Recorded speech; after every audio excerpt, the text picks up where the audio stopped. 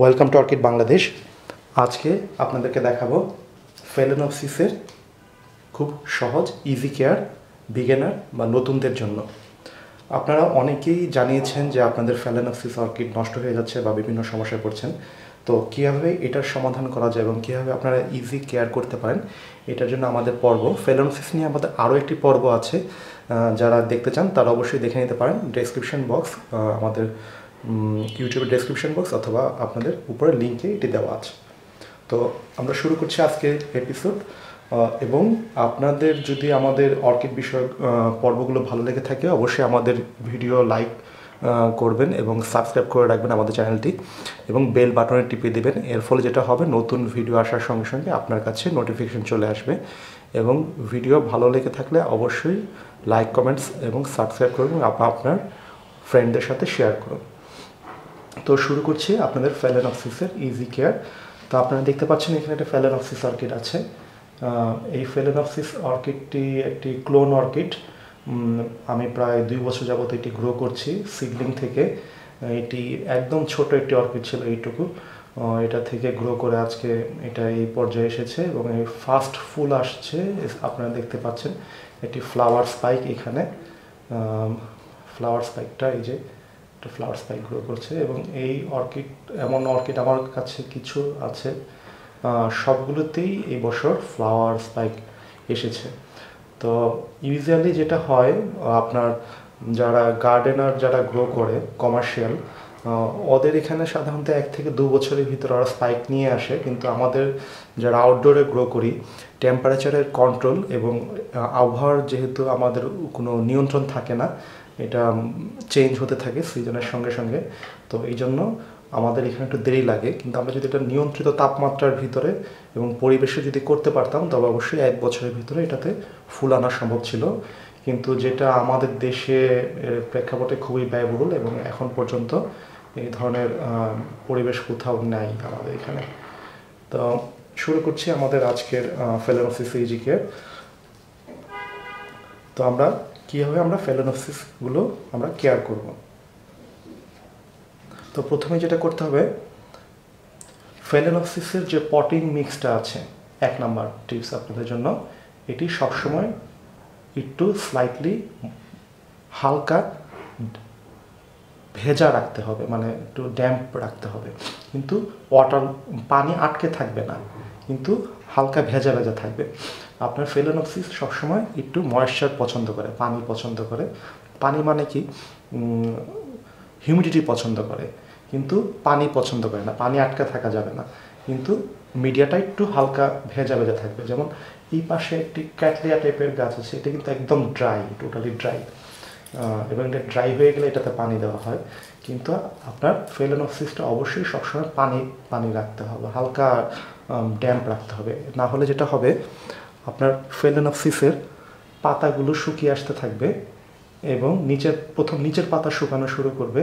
এবং আপনার যদি বাড গ্রো করতে থাকে, এটার গ্রোথ বন্ধ হয়ে যাবে অথবা নষ্ট হয়ে যেতে পারে, মানে স্পাইক গ্রো করা অবস্থায়। আর স্পাইকে যদি আপনার বাড ডেভেলপ, মানে কলি হয়ে যায় অথবা ফুল আসা শুরু করে, এগুলো ঝরে যাবে। আপনাদেরকে বাড ব্লাস্ট নিয়ে একটি পর্ব আছে, আমাদের অবশ্যই দেখে নেবেন। তো অবশ্যই আপনারা পটিং মিডিয়াটা হালকা ভেজা রাখবেন, কিন্তু এর মানে এই না পানি আটকে থাকা যাবে না। দ্বিতীয় আপনার টিপস হচ্ছে, ফেলেনোপসিসের অনেক এরিয়াল রুট থাকে। এরিয়াল রুট হচ্ছে যেই রুটগুলো বাইরে চলে এসেছে। আপনারা যদি দেখেন এই রুটগুলো বাইরে চলে এসেছে, এগুলো হচ্ছে এরিয়াল রুট। আর ভিতরেরগুলো, পটের ভিতরেরগুলো হচ্ছে নর্মাল রুট যেগুলো আছে। তো এই যে আরও এরিয়াল রুট আছে উপরে এবং গ্রো করছে অনবরত, এরিয়াল রুট হচ্ছে। এরিয়াল রুট দেখে কখনো আপনি গাছে পানি দিতে যাবেন না। যেমন এই এরিয়াল রুটটি সাদা, মানে এটাতে পানি নেই তেমন একটা। কিন্তু এমনও হতে পারে, যেহেতু আপনার মিডিয়াটা ভিতরে, আমরা এখানে কোকো হাস্ক এবং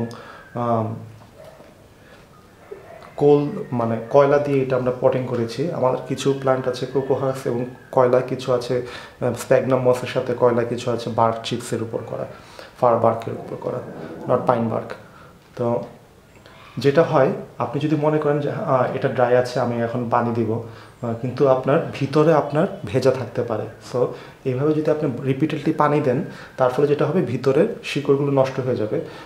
তখন আপনার হয়তো আপনি খেয়াল করতে পারবেন না, যেহেতু বাইরে কিছু এরিয়াল রোড আছে, প্লান্টটা তেমন একটা উইক হয়তো হবে না, কিন্তু হঠাৎ করে আপনি দেখবেন প্লান্টটি নষ্ট হয়ে গ্রাউন্ড থেকে নষ্ট হয়ে যেতে পারে। তো অবশ্যই পানি দেওয়ার আগে আঙ্গুল দিয়ে ভিতরে চেক করে নেবেন যে ভিতরে ভেজা আছে কিনা। যদি ভেতরে ভেজা থাকে তবে পানি দেওয়ার কোনো দরকার নেই। আর যদি প্লান্টটি ইম্পোর্টেড হয়ে থাকে তাহলে ওই ক্ষেত্রে ট্রান্সপারেন্ট পটে থাকবে। ট্রান্সপারেন্ট পটে আপনারা খুব সহজেই দেখে নিতে পারবেন যে ভিতর যে শিকড়টি আছে, শিকড়টি সবুজ আছে কিনা। যদি শিকড়টি সবুজ থাকে এবং বাইরের এরিয়াল রুট সাদা থাকে, তাহলে কোনো সমস্যা নেই, ভিতরে পর্যাপ্ত পানি আছে এবং এই প্লান্টটি ভিতরেরটা সাদা না হওয়া পর্যন্ত আপনার পানি দেওয়ার কোনো প্রয়োজন নেই। আরেকটি ব্যাপার আপনারা খেয়াল করতে পারেন পানি দেওয়ার ক্ষেত্রে, পটটি যখন পানি দেওয়া হয় তার ওজনটা একটু বেশি থাকবে।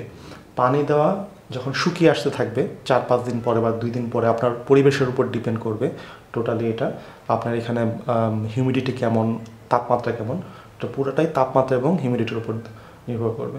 তো আপনার যদি ধরে দেখেন এটা অনেকটা হালকা, তাহলে বুঝবেন যে এটার মধ্যে পানি কম। আবার যখন পানি দেওয়ার পর আপনার ধরে একটু চেক করে নিতে পারেন যে এটার ওজনটা কেমন, তো তখনই বুঝতে পারবেন, আপনার ধরলেই বুঝতে পারবেন যে আপনার এটাতে পানি এনাফ পানি, যেমন এটা এখনও অনেক ভারী, মানে এটাতে অনেক পানি আছে।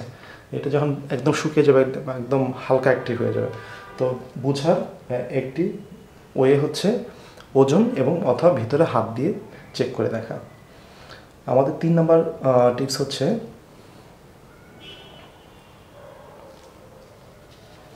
যদি আপনাদের ফ্যালানোপ্সিসটি স্প্যাগনাম মসে যদি করা থাকে, এবং সাধারণত যেটা হয় বাহির থেকে নিয়ে আসা নতুন ফ্যালানোপ্সিস যেগুলো সবাই কিনে থাকে, ইম্পোর্ট করা নতুন ইউজাররা, এগুলো প্লাস্টিক পটের ভিতরে থাকে এবং পুরোটাই স্প্যাগনাম মস দিয়ে করা থাকে।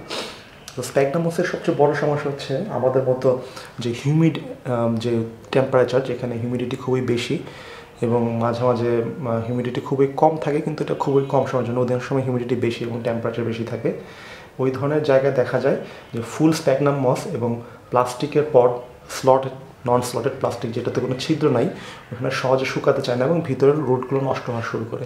এই ক্ষেত্রে আপনার প্রথমে যেটা করতে পারেন, আপনার পটটি খুলে ফেলবেন। পটটি খুলে ফেললেও দেখবেন ভিতরে যে স্প্যাগনাম মসগুলো আছে এটি এমনভাবে প্যাক করা থাকে যে খুলে ফেললেও স্প্যাগনাম মস খুলে আসে না, তো পটের শেপে থেকে যায়। আপনার এটা খুলে রেখে দিতে পারেন, এর ফলে যেটা হবে এটি তাড়াতাড়ি শুকাবে এবং আপনার শিকড় নষ্ট হওয়ার সম্ভাবনা কম থাকবে। যদি সম্ভব হয়, আপনার যদি অভিজ্ঞতা ভালো থাকে, ওই ক্ষেত্রে আপনি চাইলে এটি রিপোর্টও করতে পারেন। তবে ফ্যালানোপ্সিস অবশ্যই ফুল ফুটে যাওয়ার পরে রিপোর্ট করা ভালো, আর জরুরি মুহূর্তে আপনি চাইলে রিপোর্ট করতে পারবেন।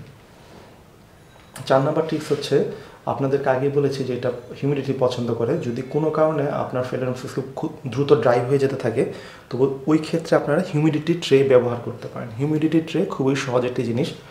আপনারা যে কোনো ধরনের টি ট্রে হলেও চলবে, অথবা স্টিলের ট্রে যেগুলো পাওয়া যায় দোকানে, ওগুলো কিনে আনতে পারেন। ওইগুলোর মধ্যে হালকা পাথর যেগুলো দিয়ে বাড়ি এবং রাস্তা ঢালাই দেওয়া হয়, ওই ধরনের পাথর বিছিয়ে দিবেন, বিছিয়ে দিয়ে পানি ঢেলে দেবেন। তো খেয়াল রাখবেন পানি লেভেল যেন পাথরের থেকে একটু নিচে থাকে, এবং আপনার গাছগুলো ওই ট্রের উপর রেখে দিবেন এবং খেয়াল করবেন যেন গাছের শিকড় যেন পানি স্পর্শ না করে এবং পটটিও যেন পানি স্পর্শ না করে। তাহলে যেটা হবে, আপনার নিচের থেকে যে পানিটা উপরে ইভাপোরেট হবে, ইভাপোরেট হওয়ার সময় আপনার শিকড়ের উপর দিয়ে যাবে এবং ময়েশ্চার ধরে রাখবে, এর ফলে প্লান্টটি সতেজ থাকবে সবসময়। আমাদের 5 নম্বর টিপস হচ্ছে লোকেশন, আপনি কোথায় রাখবেন। ফ্যালানোপ্সিস অর্কিড চাইলে ঘরেও রাখা যায়, কিন্তু যেখানেই রাখুন না কেন আপনি খেয়াল করবেন যেখানে খুবই ব্রাইট লাইট যেন থাকে, না হলে যেটি হবে গাছটি আস্তে আস্তে দুর্বল হয়ে যাবে এবং ফুল নষ্ট হয়ে যাবে অথবা ফুল আসবে না, এবং যদি কলি থাকে অথবা স্পাইক থাকে, স্পাইকগুলো নষ্ট হয়ে যেতে পারে। এবং যেখানে অবশ্যই অনেক আলো আছে এবং বাতাস চলাচল করে, কিন্তু আপনি যদি গুমট বদ্ধ জায়গায় রাখেন তাহলে অবশ্যই এটি নষ্ট হবে। আর যদি রুমের ভিতরে রাখেন, খেয়াল করবেন যেন অবশ্যই ডাইরেক্ট ফ্যান অথবা এসির নিচের থেকে দূরে থাকে এবং সূর্যের আলো যেন ডাইরেক্ট না পায়। বার্ড ব্লাস্ট নিয়ে যদি আমাদের পর্ব আছে, মানে আপনার কেন আপনার ফেলানোসিসের কলি অথবা ঝরে যাচ্ছে। তবে আপনাদেরকে বলে দিচ্ছি ফেলানোসিস প্লান্টটা খুবই সেন্সিটিভ এবং এটি আবহাওয়ার যে পলিউশন আছে, বাতাসের পলিউশন এবং এয়ার টেম্পারেচার এবং পানি কম বেশির জন্য এর ফুল ঝরে যেতে পারে, অথবা যদি আপনার রং ফার্টিলাইজার ব্যবহার করেন যেগুলো আপনার ফেলানোসিসের অথবা অর্কিডের জন্য ডিজাইন করা না, এর ফলে আপনার বাটটা ঝরে যেতে পারে। আর আরেকটি টিপস হচ্ছে